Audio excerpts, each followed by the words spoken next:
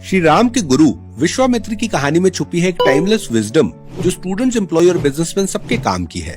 विश्वामित्र सालों पहले एक राजा थे जिन्होंने श्री राम के दूसरे गुरु ब्रह्म ऋषि वशिष्ठ से सभी इच्छाएं पूरी करने वाली कामधेनु गायें छीनने की कोशिश की, पर असफल रहे।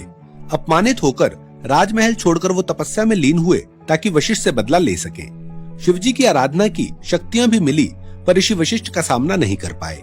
उन्हें एहसास हुआ कि उन्हें ब्रह्म बलम मतलब अपनी इंद्रियों, मन और बुद्धि को वश में करने की शक्ति प्राप्त करनी होगी, क्योंकि ब्रह्म बलम ही वशिष्ठ की शक्ति और उनकी ब्रह्म ऋषि की उपाधि का कारण है।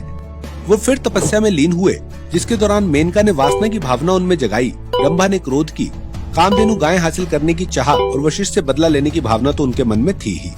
लेकिन समय के साथ सब नकारात्मक सोच को खत्म कर पूर्ण रूप से उन्होंने अपनी इंद्रियों, मन और बुद्धि को वश में किया तो ब्रह्मा जी ने उन्हें खुद ब्रह्म ऋषि की उपाधि दी। एक इंटरेस्टिंग बात, मान्यता है कि गायत्री मंत्र की उत्पत्ति विश्वामित्र की इसी तपस्या के दौरान हुई, और अब जब वो वशिष्ठ से टक्कर लेने के लिए तैयार हुए तो उनमें कोई बदले की भावना नहीं थी, न कामधेनु गायें पाने की डिजायर थी।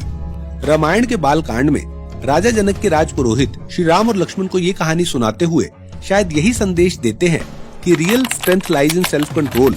राजा कौशिक को इसी सेल्फ कंट्रोल को जीवन में लाकर विश्वामित्र बनने के लिए कई साल प्रैक्टिस करनी पड़ी।